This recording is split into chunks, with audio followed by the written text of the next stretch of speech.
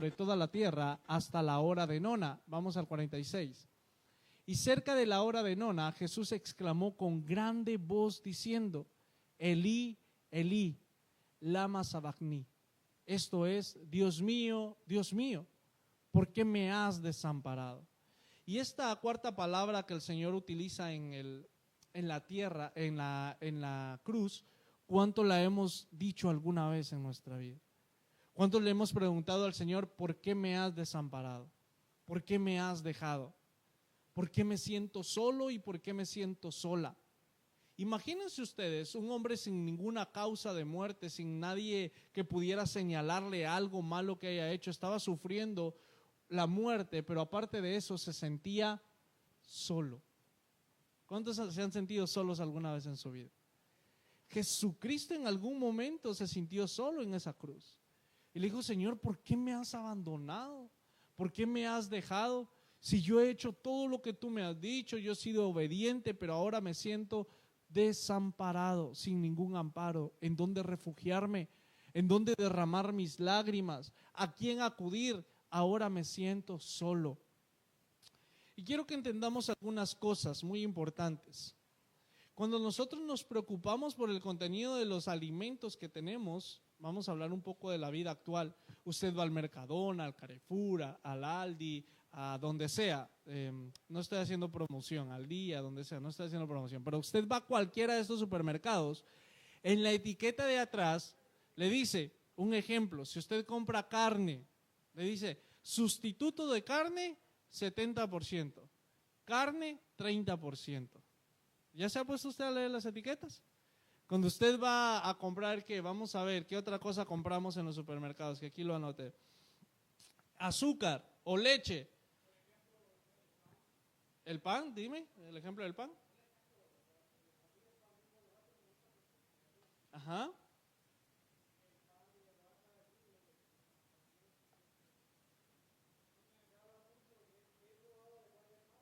Uh-huh. ¿Y en la etiqueta qué dice? Bueno, pues vemos que lo que yo me quiero enfocar ahora es que le meten sustitutos a lo que tú realmente piensas que estás comiendo. Por ejemplo, en Guatemala hay una que se llama Nutrilet, así se llama la marca. Pero si usted lee la caja, porque usted la ve en una caja de leche, como las cajas de leche que ve aquí, pero cuando usted lee la caja dice aceite, no es vegetal, no. Ay, se me fue. La cosa es de que no es leche en sí, sino que tiene un 90% de aceite y un 10% de leche. Lea usted bien la etiqueta y se va a dar cuenta que no es leche. Ahora bien, cuando usted se da cuenta en las etiquetas, muchas veces usted se da cuenta de que lo que está consumiendo, lo que está comiendo, no es lo que usted espera que sea. La carne normalmente tiene sustitutos. El azúcar normalmente tiene sustitutos. No es 100% lo que usted está comiendo. ¿Ya? Ahora bien, esto está con los alimentos procesados. ¿Por qué yo quiero hacer énfasis en esto? Porque muchas veces no pasa lo que nosotros esperamos en nuestra vida. Jesús fue obediente al Señor y él no esperaba sentirse solo. En el verso número 46. Jesús no esperaba sentirse solo porque él había sido, ¿qué? Obediente. ¿Ustedes esperan sentir soledad muchas veces? ¿Ustedes les son fieles a Dios para que vengan problemas a su vida o no?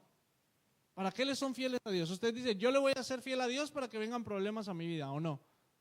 No. Ustedes no esperan lo que va a venir en su vida, pero Dios ya lo ha hecho. Jesús se convirtió en un regalo para mí y para ti. La muestra del amor es que aún sintiéndose Jesús solo y desamparado, Él siguió amándonos y no quiso bajarse de la cruz. ¿Cuántos se han sentido traicionados alguna vez en su vida? ¿Y cuántos han dicho alguna vez en su vida, jamás vuelvo a confiar en esa persona? Jamás vuelvo a confiar en ellos, en ellas. Nunca más vuelvo a contar un secreto porque me traicionaron. Ahora bien, si Jesús se sintió traicionado, ¿qué hubiera sido lo lógico ahí? Estando en la cruz, imagínense ustedes a Jesús. ¿Qué hubiera sido lo lógico estando Él en la cruz? sintiéndose decepcionado de ti y de mí, ¿qué hubiera hecho él? Bajarse, decir, Señor, me han matado sin ninguna culpa en mí. Maldícelos porque me han matado. Mátalos a ellos porque son pecadores. Pero las primeras 4 palabras de Jesús es, perdónalos porque no saben lo que hacen.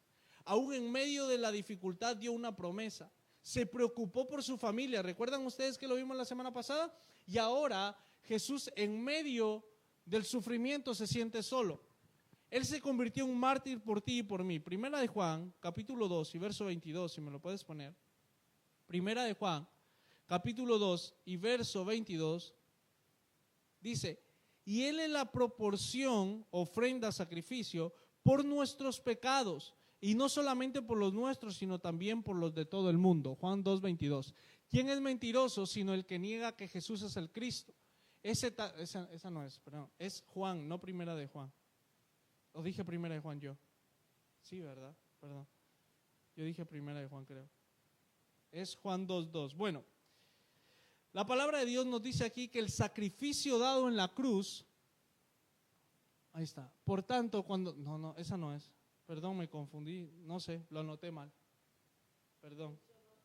Sí. 2:2. Primera de Juan 2:2, ¿podría ser? Primera de Juan 2:2, gracias. Es que tal vez yo lo puse mal. Y fue también, ¿puedes poner Primera de Juan 2:2? Es que yo aquí tengo Primera de Juan, pero no, es que no sé si lo puse bien. Ahí está, esa es, gracias. Y Él es la propiciación por nuestros pecados, es decir, Él es el sacrificio por nuestros pecados. Y no solamente por los nuestros, sino que también por los del mundo. Entonces, ¿en qué se convirtió Jesús? Se convirtió en una ofrenda y un sacrificio. Quiero explicarles algo. Antes de que Jesús fuera sacrificado por ti y por mí, porque su sangre nos limpió del pecado, en el Antiguo Testamento entraba el sacerdote al tabernáculo y mataba al cordero más limpio, al cordero que no tenía mancha, al perfecto, lo degollaba y derramaba toda su sangre sobre el tabernáculo. Entonces, cada vez que esto sucedía, todo el pueblo quedaba libre de pecado. ¿Sí? ¿Estamos bien hasta ahí? ¿Y qué pasaba con el sacerdote? Le amarraban una campanita aquí y una cuerda, le ataban una cuerda a la cintura. Y entraba el sacerdote, porque si entraba la presencia del Señor y él había pecado durante ese año, se moría. Entonces la campanita significaba que él ya no estaba vivo, que ya estaba muerto. Entonces con la cuerda lo jalaban y metían a otro sacerdote. ¿A quién le hubiera gustado ser sacerdote en esa época? Que imagínense ustedes, la cuerda amarrada aquí, una campanita, y él tenía que sacrificar a este cordero, a este animal, puro, sin mancha, sin ningún defecto, para poder limpiar los pecados del pueblo. Ahora bien, ¿qué pasa aquí? El tiempo de la gracia llegó.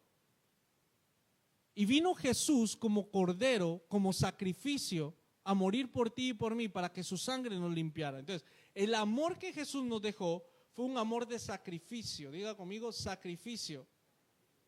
¿Cuántos se han sacrificado por alguien que aman? ¿Cuántos se han dado por completo por alguien que aman? Yo conozco gente que cambia su vida por amor, que cambia su vida por amor a alguien, por amor a algo. Yo conozco gente que lo ha dejado todo por amor.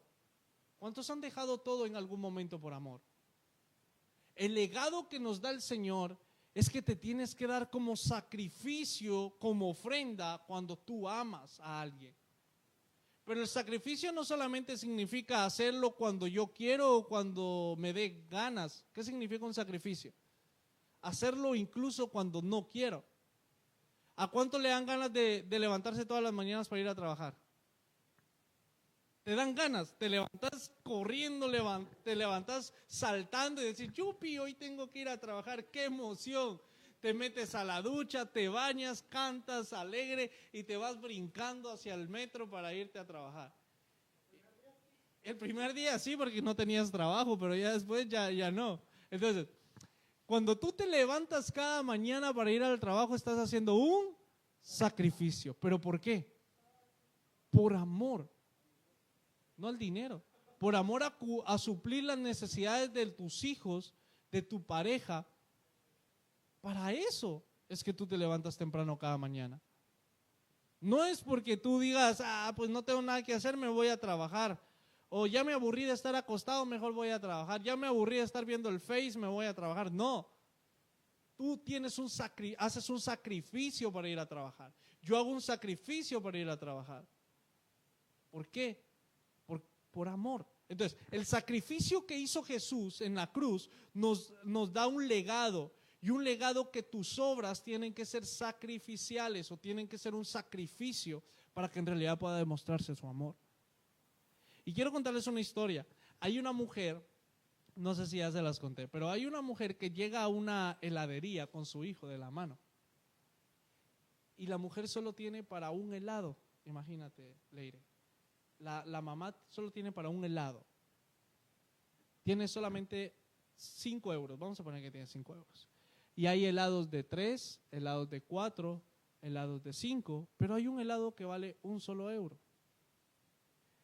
Llega con el niño de la mano y le dice, hijo, quiero invitarte a un helado. ¿Qué helado quieres? Y el niño, ¿cuál creen ustedes que pide el niño? Bueno, y el niño dice, ¿cuál quieres? El de 5 euros, mami. Bueno, la mamá le dice, claro, te voy a comprar un helado. Pero viene el niño y le dice a la mamá, ¿y tú vas a comprar un helado? No, hijo, cómetelo tú. Mami, pero ¿no se te antoja a ti un helado? No, hijo, cómete tú el helado. Bueno, le compra el helado de 5 euros al niño con cositas arriba y no sé qué tanta cosa le echan y se lo da al niño. Y están sentados en la mesa comiéndose el helado, el niño comiéndose el helado y la madre viendo cómo se come el niño el helado. ¿A qué le llamamos a eso? Sacrificio. Pero pasa algo cuando están comiendo el helado. Viene la madre y le dice al niño, hijo, ¿puedo probar tu helado? Y el niño le dice, yo te pregunté si querías un helado y tú dijiste que no, déjame comer mi helado tranquilo. ¿Por qué me quieres quitar de mi helado? Si antes te pregunté si tú querías y tú dijiste que no, déjame en paz.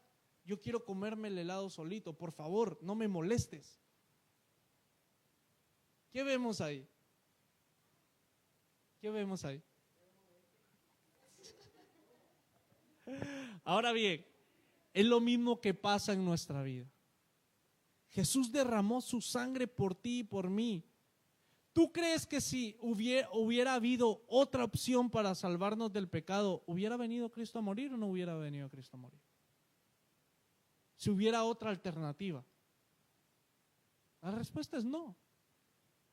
¿Para qué sacrificarte? Mejor si hay otra opción, haces esa otra opción. Pero era la única opción que teníamos para poder ser libres del pecado. Y ahora cuando Jesús nos dice, ahora yo necesito un tiempo a solas contigo. Y te le dice Jesús, no hombre, si yo no tengo tiempo para nada, tengo trabajo, tengo hijos, tengo esposo, tengo esposa, tengo también que hacer deporte.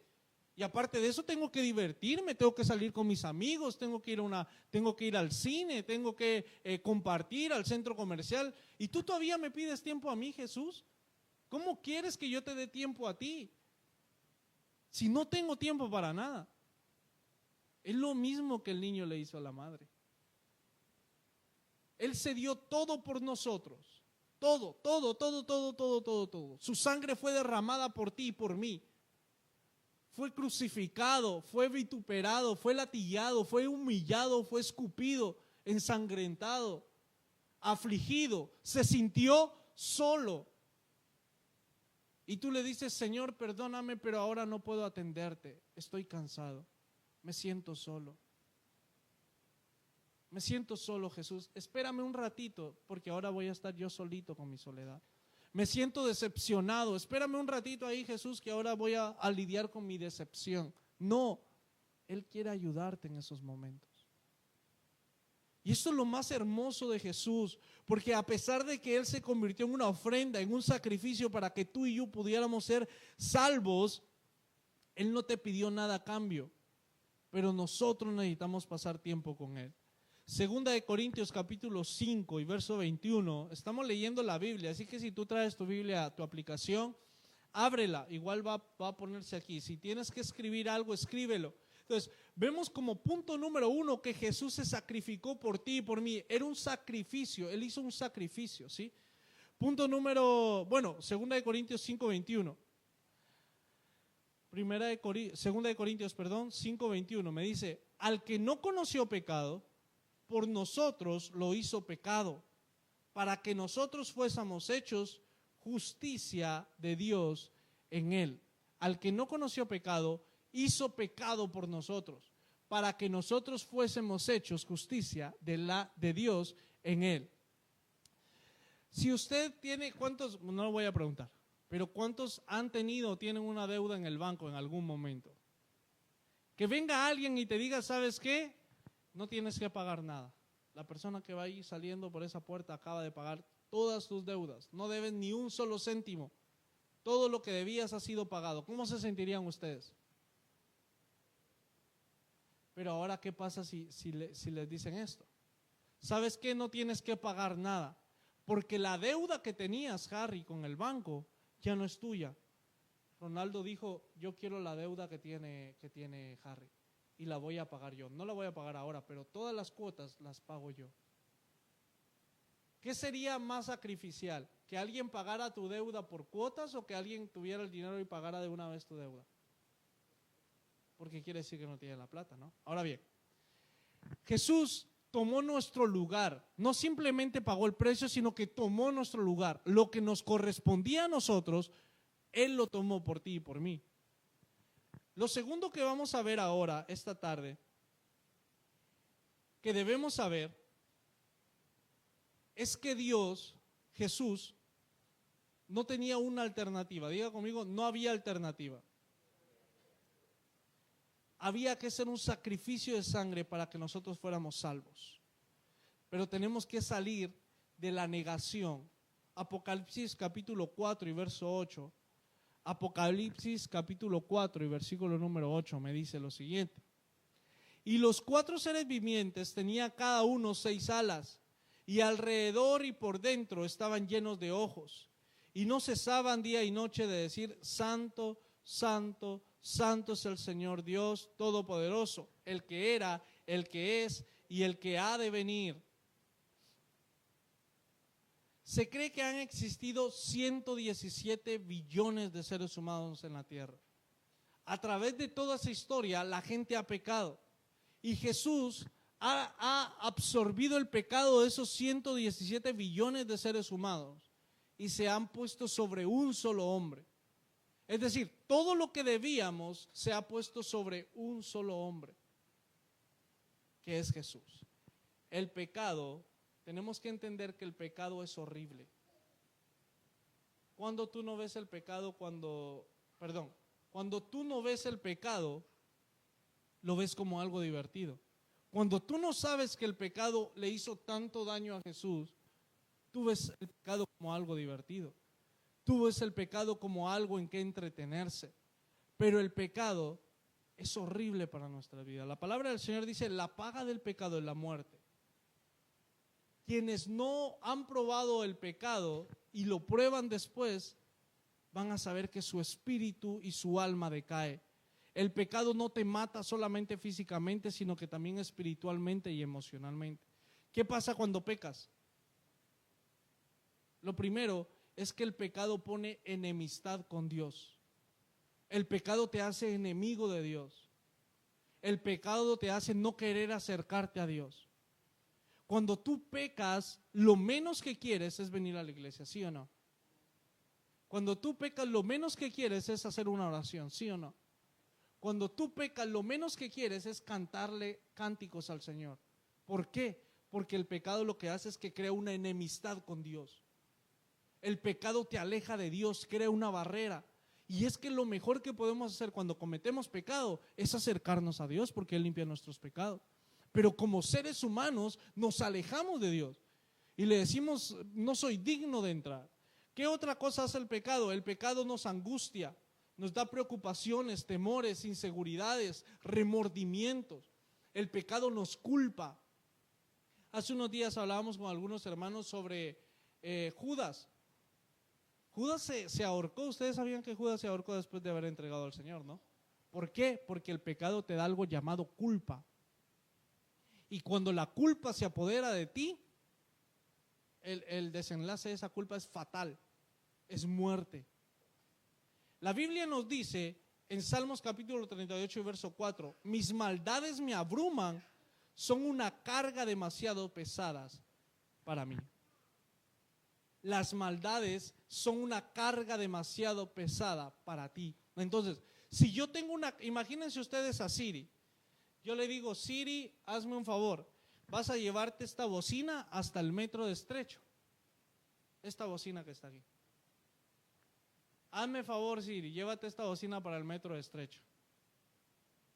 ¿Qué creen ustedes que pasaría con Siri si ella trata de agarrar esta bocina y llevársela caminando hasta el metro de Estrecho? Se hace daño, sí, se hace daño. Imagínate, Siri con la bocina hacia Estrecho, no puede, se hace daño. ¿Qué tendría que hacer Siri para llevarse la bocina hacia Estrecho? Yo no le dije a Siri, perdón. Yo no le dije a Siri, llévate tú la bocina. Yo le dije, lleva esta bocina para allá. ¿Qué tendría que hacer Siri? Pedir ayuda. ¿Quién podría ayudarle a Siri a llevar esta bocina hacia Estrecho? ¿Su papá? ¿Marisela? ¿Solo ellos dos? Ahora les pregunto a ustedes, cuando yo no puedo con una carga demasiado pesada para mí, cuando yo no puedo con el dolor, cuando yo no puedo con el sufrimiento y la soledad, ¿a quién tengo que acudir? ¿En quién tengo que encontrar yo fuerzas? A tu papá. ¿Quién creen ustedes que es la primera persona que le quita de las manos la bocina a Siri y carga esa bocina por ella? ¿Quién? Sus padres.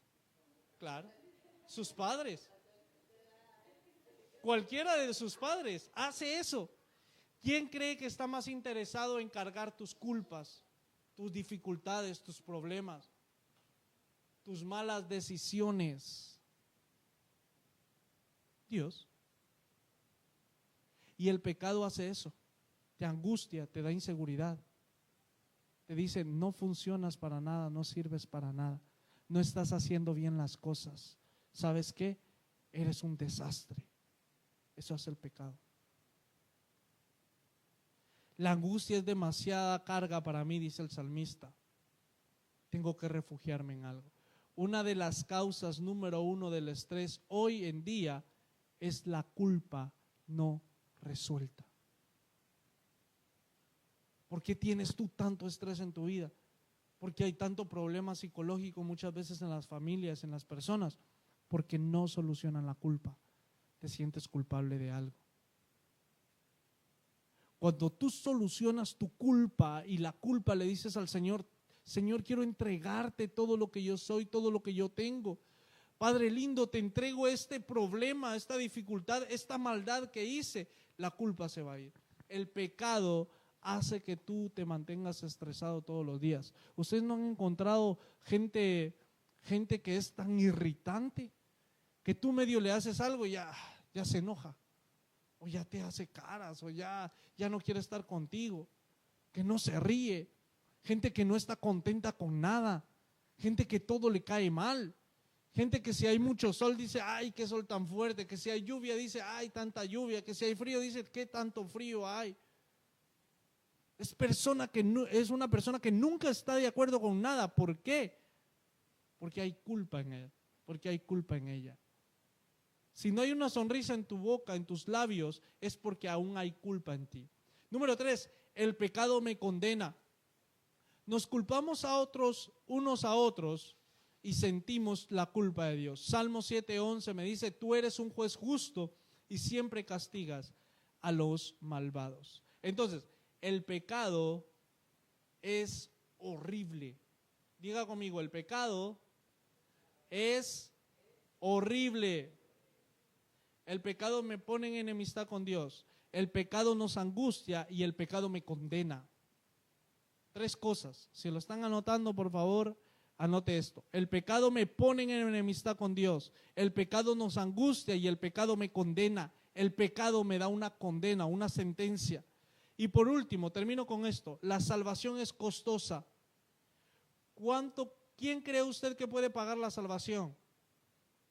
¿El hombre más millonario del mundo puede pagar para entrar al cielo? No, el sacrificio fue hecho por medio de sangre. Romanos 3:25 me dice, Dios lo ofreció como un sacrificio para obtener el perdón de pecados, el cual se recibe por la fe en su sangre. Así demostró su justicia, porque a causa de su paciencia había pasado por alto los pecados pasados. Entonces, ¿cómo entro al cielo? ¿Por la fe en qué? En su sangre. Tengo que tener fe en la sangre de Jesús. Para terminar, ¿qué tengo que hacer yo para que esa sangre pueda entrar a mi vida y a mi corazón? Lo primero, arrepentirme del pecado y confiar en que Jesús me ha salvado. Jesús se sentía solo. La cuarta palabra es, Señor, ¿por qué me has abandonado? El abandono, la soledad es algo que nos carga y nos destruye por dentro. Entonces, ¿a dónde tengo que ir cuando me siento solo y abandonado? A Jesús. Tengo que creer en la sangre. Número 2, bueno, lo primero, me arrepiento del pecado y confío que Jesús me salva. Número 2, vivo en un estado de agradecimiento. Es lo que les decía, tengo que ser agradecido con todo. ¿Está lloviendo? Gracias por la lluvia. ¿Hay sol? Gracias por el sol. ¿Hay frío? Gracias por el frío. Hoy comí lentejas, gracias por las lentejas. Hoy comí macarrones por 6ª vez en la semana, gracias por los macarrones. Hoy comí, huevos, gracias por los huevos. Una persona agradecida es aquella que demuestra que todo lo que viene a su vida es bien. ¿Por qué? Porque a los que confiamos en el Señor, todas las cosas nos ayudan a bien. Fíjense que aquí hay personas, o yo he conocido personas, no voy a decir aquí hay porque si no van a pensar que lo estoy diciendo por usted. Y sí lo estoy diciendo por usted, pero quiero camuflajarlo. No, son mentiras. Camuflajearlo. Hay personas que todo el tiempo viven en desacuerdo con su estilo de vida. Es que yo antes me peinaba de esta manera y ahora el pelo se me puso hasta mero colocho, mero quebrado, no me gusta cómo está, mero liso. Es que yo antes tal vez vivía en tal lugar y ahora vivo aquí. Yo antes hacía eso. Personas que viven en el pasado. Y es que si tú vives en el pasado, nunca vas a avanzar. El pasado ya está, ya pasó. ¿Para qué vas a recordar el pasado? Lo que importa es lo que haces hoy. ¿Por qué? Porque lo que haces hoy va a impactar en tu futuro. Lo que hiciste en el pasado te está impactando ahora, ¿sí o no? ¿Quieres cambiar tu futuro? Empieza cambiando el presente. Sea agradecido con todo lo que tienes. Sea agradecido si hay que comer huevitos, si hay que comer lentejas, si hay que comer lo que sea. Sea agradecido. Si hoy no hay para la Coca-Cola, mejor, gracias a Dios. Dios sabe por qué no te da para la Coca-Cola. Mejor si tomas agua. ¿Verdad, Leire? ¿Para qué sí? Mejor el agua, ¿verdad? Sí, dice. En un estado agradecido. Número 3, cuando sea tentado, debo recordar lo que Cristo le costó. A Cristo le costó la soledad. Y número 4, compartir con otros las buenas nuevas. Tengo que compartir con otros las buenas nuevas. Ahora quiero que se haga una pregunta. ¿Cuántos de las... Mira a la persona que tiene al lado, mira a la persona que tiene cerca de usted. Mírela, obsérvela bien. Mírala y hágase una pregunta. Hágase una pregunta con la persona que tiene al lado. ¿Va a ir este hermano al cielo o no va a ir? No le responda a usted mismo. Respóndase usted, no le diga de una vez.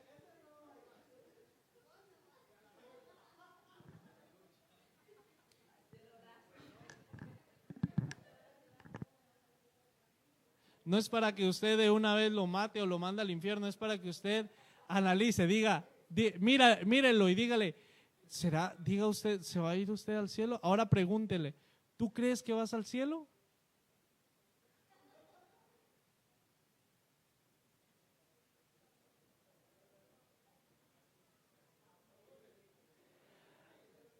¿Qué necesitamos para ir al cielo? ¿Qué necesitamos para ir al cielo? ¿Alguien que me ve aquí? ¿Qué necesitamos para ir al cielo? Lo primero es fe ¿en qué? En la sangre. Cuidado con la cámara ahí, Ronnie, porque la otra vez te vieron ahí las orejas. Bueno, lo que necesitamos es creer en la sangre de Jesús. Y si hay alguien en este lugar que no haya creído en la sangre de Jesús, hoy le voy a invitar a que pueda hacer esta oración conmigo. Y si usted ya creyó en la sangre de Jesús, también hágala. Póngase un momento de pie y vamos a terminar. Vamos a terminar diciéndole: Jesús, creo en tu sangre. Póngase de pie.